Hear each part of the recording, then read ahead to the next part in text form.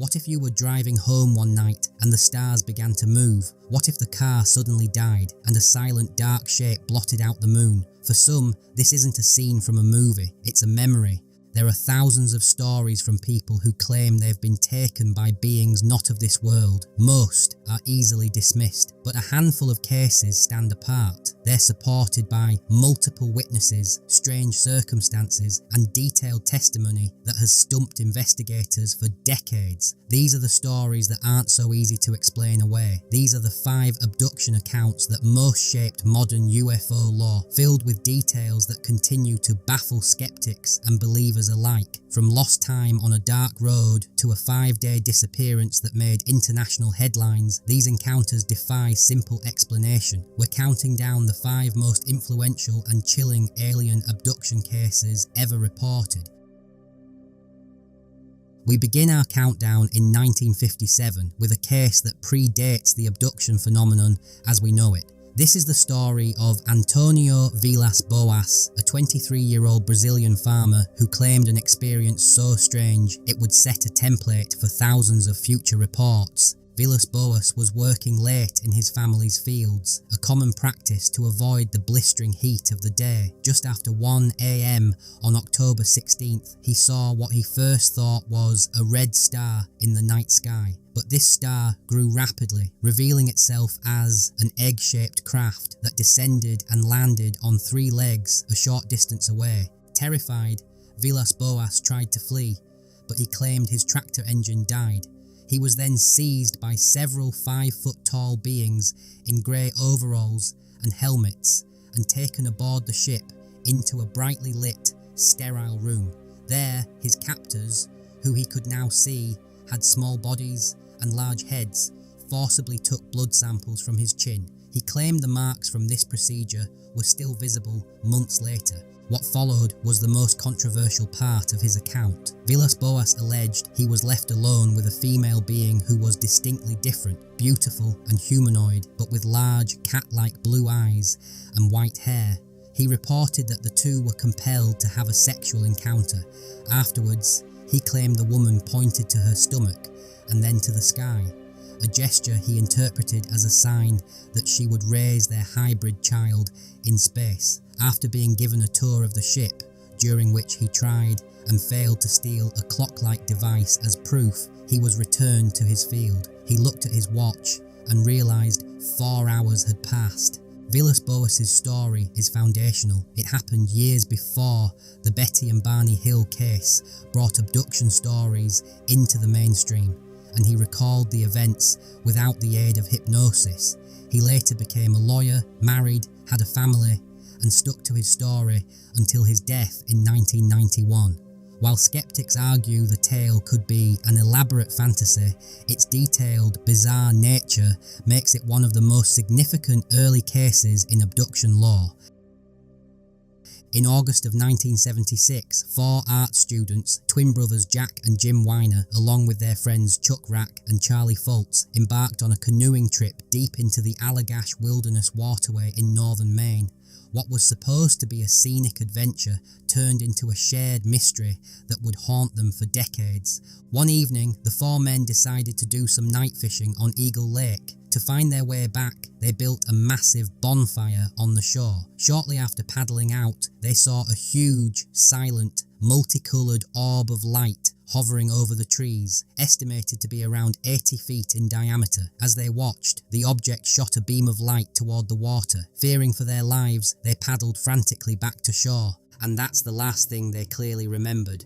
The next thing they knew, they were back at their campsite, and the massive bonfire they'd built was now just smouldering embers. What felt like mere minutes on the water had actually been a gap of several hours. Shaken, they packed up and ended their trip early. Years passed, but the men were changed by the experience. Jim Weiner, in particular, began suffering from terrifying nightmares. After his brother Jack reported similar visions, the men sought help from UFO researcher Raymond Fowler. Under hypnotic regression, all 4 men independently recounted a terrifyingly similar story. They claimed the beam of light had lifted them into the craft, where they were subjected to physical examinations by thin, long-necked beings with large, metallic eyes. For years, their united story was considered a cornerstone of multiple witness abduction accounts. However, the narrative grew more complicated. In 2016, Chuck Rack publicly recanted the abduction portion of the story, claiming it was exaggerated, though he always maintained that they absolutely did see the UFO that night. The other three have stood by their full abduction account. This fracture, along with the known unreliability of hypnosis and polygraph tests, adds a deep layer of controversy to what remains one of the most compelling and debated cases on record.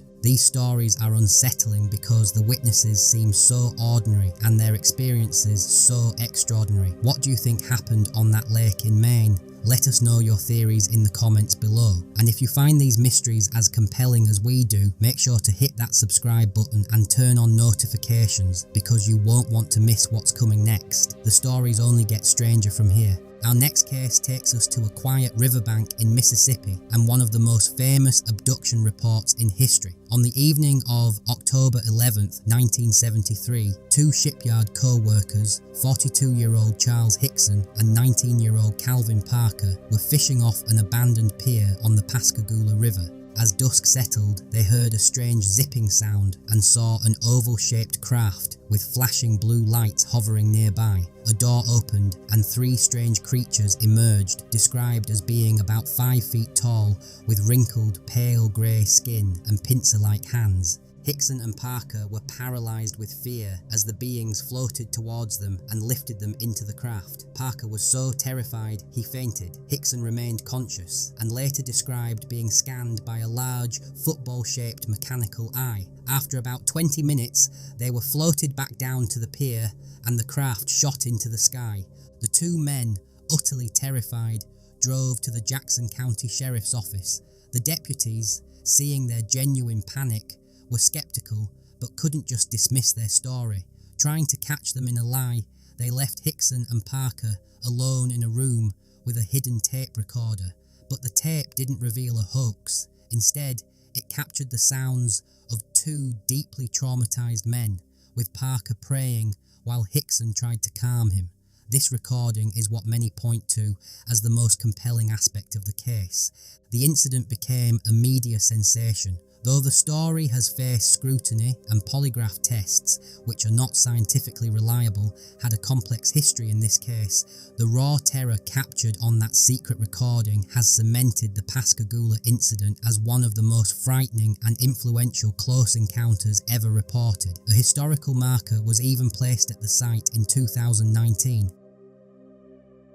This next case is probably the most famous alien abduction in history, thanks to the 1993 film Fire in the Sky. But the real story of Travis Walton's disappearance is even more baffling than the movie. On November 5th, 1975, a 7-man logging crew was finishing work in an Arizona national forest. Driving home, they saw a brilliant light from a metallic, saucer-shaped craft hovering in a clearing. Intrigued, 22-year-old Travis Walton jumped out of the truck and ran towards it. As he got close, a beam of blue-green light shot from the craft, lifting him in the air and then slamming him to the ground. His crewmates, believing he was dead, panicked and sped away. After a moment they returned, but both Walton and the craft were gone. They reported the incident and police immediately suspected foul play. A massive search began, but no trace of Travis Walton was found. The 6 remaining crewmen were under intense pressure, with many believing they had murdered Walton. To clear their names, they took polygraph tests. 5 passed